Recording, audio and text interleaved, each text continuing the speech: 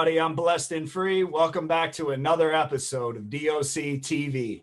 So today's going to be a little bit different. The person that I'm doing the interview with doesn't want to show their face. They got some stuff going on out on the street, and they don't want this interview to affect that, which I respect that. And you kind of got to respect that. So, but without further ado, man, I'm going to go ahead and let you introduce yourself. Why don't you go ahead and tell the people watching what your name is and where you're from? What's up? I'm Stray, and I'm from Texas. So, Stray, so what landed you in prison? And did you go to state prison or federal prison? I went to federal. I've never been to state prison. I'm a Fed baby. I got arrested by federal agents. I went immediately to the federal jail and then immediately to federal prison. So I never had to sit in the county. Not for this. I've been in county for like tickets and shit. What landed you in federal prison? I robbed some banks, right? So I'm right. I was I had robbed like 6, right? In Texas. And you know how they say anytime you switch shit up is when shit goes wrong. So that's literally what happened. So I'm from everywhere. I'm from up north as well. So I was up north and I had some money put up, but it was back home. I was kind of going back and forth. So I decided, fuck it. I'll hit one up here. Like it wasn't a big deal. And I kind of went against everything that I normally do. The robbery itself was fine. I never got caught up robbing a bank. But it was a smaller town. So my dumb ass, I thought if I went over the state lines, so I was from Indiana, my family's in Indiana. So I was like, okay, well, let me just go over the state lines just in case, they decide to put it on the news. So I was like, okay. So I went right over the state lines. So they put me on Crime Stoppers. Like it was a big deal. They had me, it was like all over the news for like 2 days. Long story short, I was just snitched out. I'm assuming that then you saw your face like on the news, right? They're probably running that shit 5 o'clock news, right? Yeah. So check. So when I did it, but I didn't think nothing of it. Like everything was cool. And so I get back to my town and we are well known for other things. So I get back to my town and my brother, he calls me and he's like, hey, come holler at me real quick. So I pull up and he gets in the car and he's like, bitch, what the fuck? And I was like, what are you talking about? Bitch, you're all over the fucking news. And he was so mad. He's like, what the fuck? You're right. He's like, what the fuck? And he's like, man, you need to get the fuck out of town. And I was like, man, nah, just chill. It's not a big deal. Because at this time, I I didn't think, I was like planning some old extra shit, right? So I'm thinking, they don't got me. Even with seeing yourself on the news, knowing that they're coming, you think you're still gonna get away with it? But it's not that I thought that, I guess I did think I'd get away with it because I didn't have my description was very vague at the time. Like I'm like a regular, whatever. So I'm like, nah, there ain't no way. It was like blurry, but people that knew me knew it was me. You, yeah.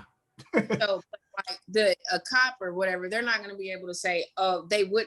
That's what I was thinking. But so anyway, so I had some piercings in my neck and some dermals in my neck and my hand. And that's what I was worried about because that one time I didn't do anything to cover up anything. So anyway, I left. I go back to Texas. Now at this time, there was someone that knew me that had called Crime Stoppers and gave my name. So the name because I was in the Navy, like I was in school at college. Like if they looked me up, it didn't seem like I was the person that would have done that. So they start reaching out to like all my people, like knocking on doors and shit like that. And one of the chicks that I was like fucking with, they like harassed her, like so she says, and to the point where she gave my phone number. So then from there it went to my girlfriend, and my girlfriend at the time, we were on the rocks. Just real quick, because I don't know you from Adam, so, and neither did the people watching. So I'm taking it, you're a female, you were in a relationship with a female, right? Yeah, I'm gay. Okay. Yeah, all right. I just wanted to make sure that yeah, I'm following right there with you. You feel me? Yeah. So I found out later. I didn't at the time know because but apparently she fully cooperated. I went back to Texas. So now I'm all over the place. So my plan was to like go to New York or some stupid shit because they were looking for me. So my girl called and she's like, "Hey, come see me." She's freaking out and shit. And I get to Chicago and basically I was paranoid. I was in a hotel. I got paranoid. I checked out the hotel. I was in the car for like a day. And she was just being weird, but I wasn't thinking about it. And anyway, she called me and she's like, "Hey, can you come pick me up?" It was like early in the morning. She's like, "Can you come pick me up, please? I just run out of gas and all this bullshit." So I'm like, okay. I was on the west side of Chicago. So she told me she was on the south side. So I get ready to get on the highway and I see this. So on the west side of Chicago, there's no white people. If there is, it's usually like later, and it's usually junkies and hypes, and they drive in, they drive out. There's nothing but Mexicans. There's no white people. When you see a white person, if they don't look like a dolphin, you kind of look like that's the police, right? Right. So this white dude, like if I went down there, they would think yeah, I was the police for sure. yeah. Like if you're behind me in a car, I don't care what car, I'm gonna be like, "What the fuck?" The police. So Yeah. literally, it was a white guy, fucking Ford Escort. And I kept looking, I'm like, "What the fuck is this dude?" And it was just so weird. So I was on the phone with her because she said, "Hey, stay on the phone with me so I can give you directions." That was She's weird. giving you up, right? Literally. So anyway, yeah, it was. Man, that bitch did you dirty. Yeah, it was a fed. So as soon as like I hit a corner and I seen him hit the corner and I'm like, "Yeah," I said, "Fuck." I said, I said, "This the fucking police behind me." And she's like, "No, it's not. No, it's not. Just be cool." That's what she's telling me. Like, I know it's the fucking police. And as soon as I said that, he put a fucking light in his dash. But the crazy part was, as soon as he did that, immediately every car that was around me was fucking pulled over and enclosed. I was surrounded by fucking FBI agents the whole time, and I didn't even know it. It was one in a fucking mission. There was 2 female agents that jumped out with fucking tennis shoes on, with fucking 2-piece business suits and like Nike Air Max. Like I was just like, dude, I said, "Damn, you just finna run me down, huh?" Yeah, but that's not even the crazy part. Like when you said like that everyone around you was the feds, to me, when you told me that story, like the craziest part is the betrayal, man, from your girl. Like and the whole time, like you're crazy saying they're everywhere, and she's like, nah. yeah. And That's then dirty, bro. Dirty. there was 2 people that cooperated. Well, technically 3. They didn't even know what the fuck I was doing. Nobody knew. The only thing, they cooperated by giving my name and saying that I was known to have a lot of money. They didn't have any fucking like proof. I never said I was doing, like, they never was like, "Yeah, she told me she did this," or "Yeah." Like it was just literally, they was like, "Yeah, that looks like her." And she always has money, and that was it.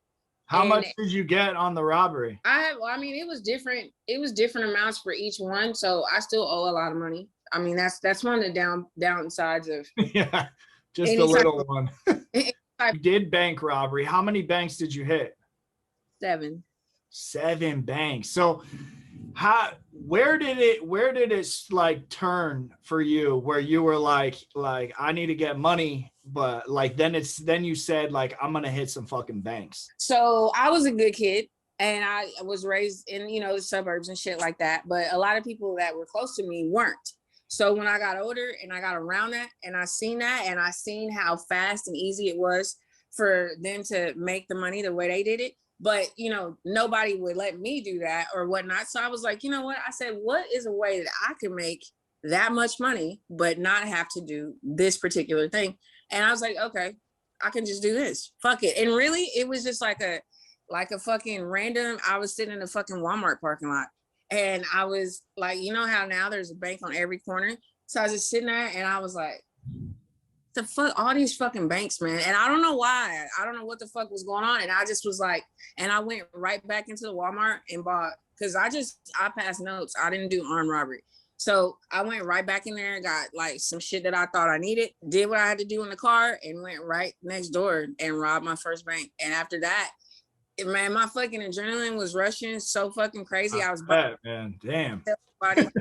Like when I get back to the car, my fucking leg is shaking. So I've never had this happen, but it was only one leg was like twitching so fucking hard I couldn't even like hit the gas. The reason I'm asking you where that change happened for you to hit the bank is because I've thought about hitting banks before.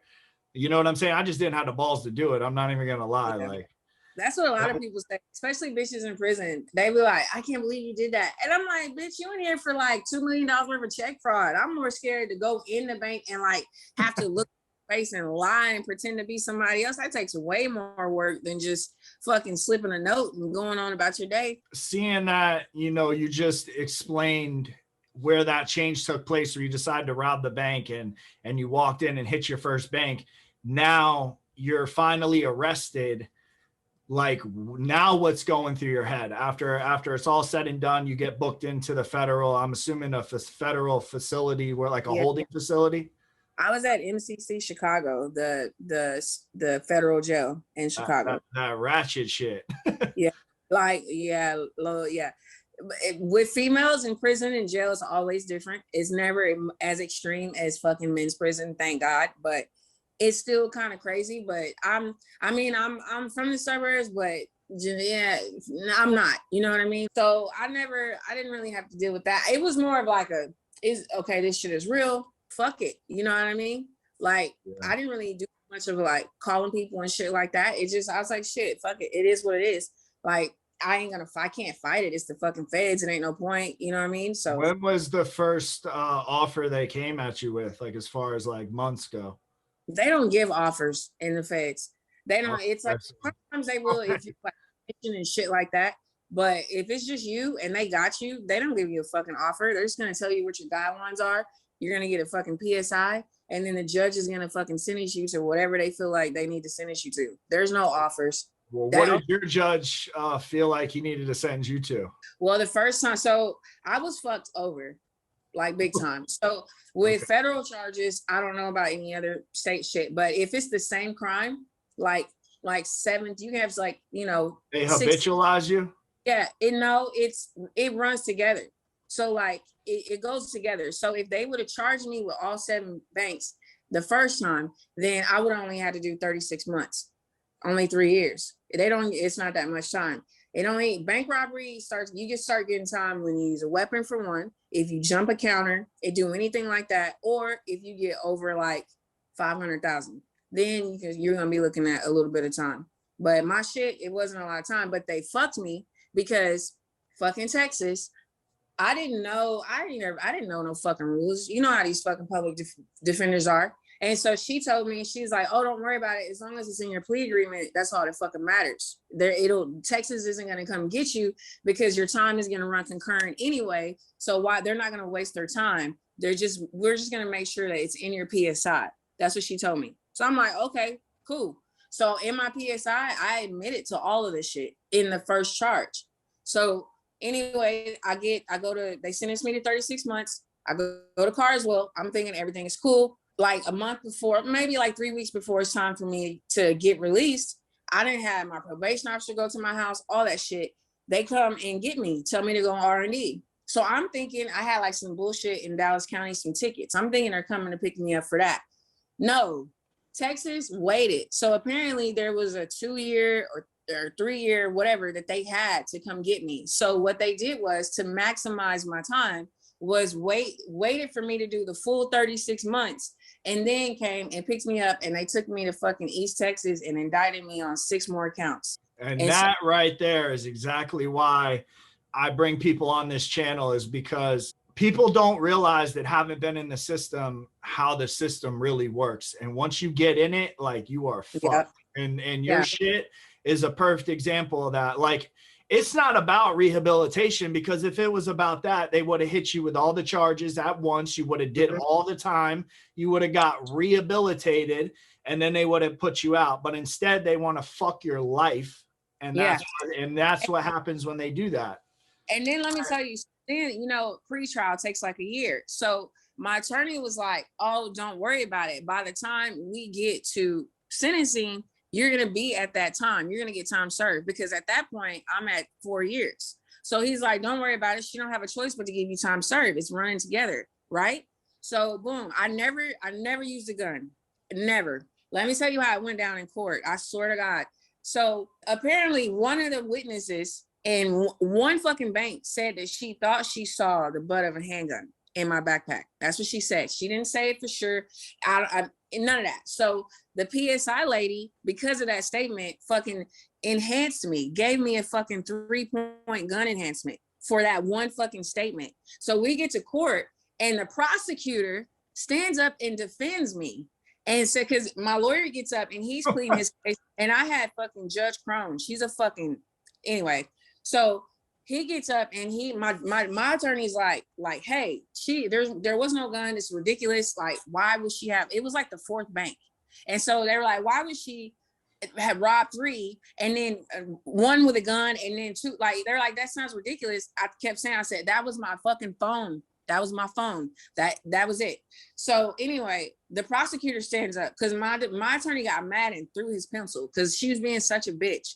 And so the prosecutor stands up and he's like, Your Honor, if I may, he's like, I can verify also that we don't have any video of her with a gun. We don't have anyone saying that she brandished a gun. Like, there was never an issue with a gun with this defendant. Like, he was trying to have my back too. And you know what that bitch said? She said, well, it's neither here nor there. You shouldn't have been robbing fucking banks. Her exact words. And fucking stuck with that 3-point enhancement. So since she stuck with that, instead of me getting I was supposed to be able to walk out of fucking court that day and leave and go home. But since she stuck with that enhancement, I ended up having to do 3 more years, pretty much 2.5 more years. And then, you know, this was like some woman shit, but around that time, this is when they changed that law. This wasn't about me, but they changed the shit in Texas with like foster care. So it was a rule where the new law was if you got sentenced to more than 3 years, if you didn't have family to get your kid, you lose rights to your child.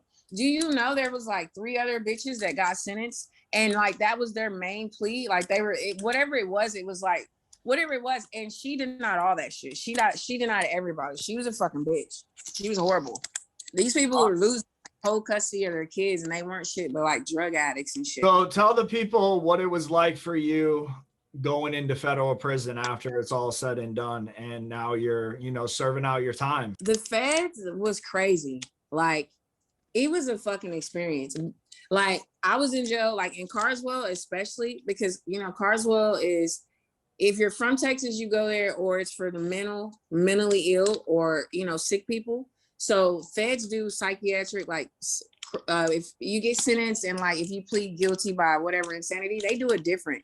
Like the feds rule is like say like Andrea Yates, for instance, which I don't know exactly which, I think she was sentenced, I don't know what her, but they give you a specific amount of time in state to then you're like evaluated, and then if they see that you're better, they let you go, right?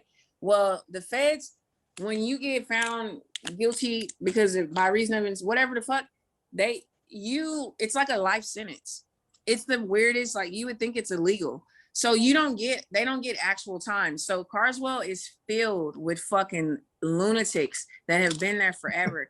I don't know if you knew this lady that I can't think of her name, but they call her Betty Boop. She was like a fucking stalker. She had stalked, it was a fucking, oh my God. Heard of her. I gotta think of it. But anyway, yeah, I was in there with the chick that fucking was waiting for death for treason.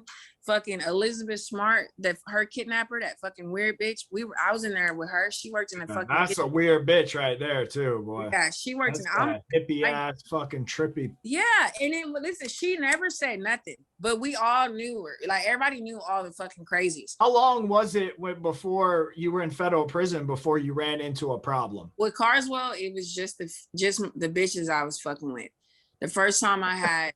One of the chicks, I mean, that's when federal prison for women, any prison for women is different. They're fighting over bitches, dope, money, not really usually money, usually just dope, and it's some bitch relationship shit. That's it. So let me ask you this, because like, you know, we always talk and hear stories when we're in prison about, you know, girls and what goes on. So if a girl comes in, someone like you is gay and they like this girl and she's not gay, Do you guys like try to turn them out to like say, yeah, I did that? Kind of like I'm a fly ass motherfucker. So I'm not trying to do shit. Bitches, you know, it's just Bitches how just coming over here. Are you that fly, they right?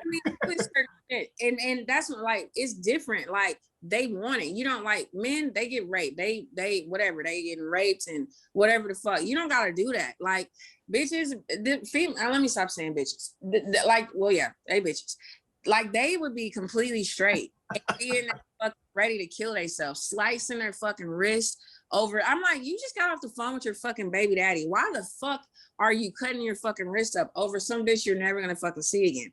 That's the type of shit that you deal with in women's prison. Like, that the fucking natives, fucking, I done seen a couple of bitches fucking sliced up. She wasn't really my homie, but she was kind of like a aggressive stud type chick. She was leaving. That's another thing. Are you a stud type chick? Is that your swag in there? All right. Huh, I get you. So, you know, when you're getting ready to leave, they say for females, the number one rule you should always fuck with is if you have a short sentence, do not fuck with anybody that has a long sentence. Like anything over 2 or 3 years than what you have, because especially lifers. I used to tell females that would come in, don't fuck with them, because when it's time for you to leave, they will fucking try to kill you. I've seen bitches, I seen a chick get her fucking her fucking, she sliced her up in her sleep. So she got her good. So what is the craziest thing that you saw during your time in federal prison? I would probably say the fucking gangbang. Okay, I mean, what? I'm just saying it wasn't violent, but it was like the craziest shit. I mean, let's hear about this. This is what it's all about right here. Because people don't realize what goes on in prison. I mean, I don't know what goes on in female prison, but I've seen some shit in male's prison. So let the people know what's up with this gangbang. Okay, so we used to do all kind of shit, like talent shows and stupid shit. They used to do like twerk contests, and sometimes when shit would jump off afterwards. What contest? Like twerk contest. Like, okay. I thought you said something else. Yeah, they would put like fucking, these little outfits on and shit. So anyway, just it was like some random shit. It was a chick, she wasn't there. It was like it was a Hispanic chick. She hadn't been there long. And she basically was down for it. She wanted it. Like, she wanted it and she asked for it. And it was like 7 studs. I was not one of them. Don't lie now. Come on, you ain't got a lot to kick it. We kicking it. Swear to God. But we were it was the crazy. I think that was the craziest shit. I seen a couple of fights. I don't know if you heard the story of Natosha McDade, the one that was killed by the police in Tampa. But that was one of my best friends. We were in Carswell together. Damn. And so she was a boxer. So I don't know. Her story is crazy. What happened to her? All right, so we're definitely gonna have Trey on again to do some more episodes. And let me know in the comments below if y'all like interviews like this where you can't see the person.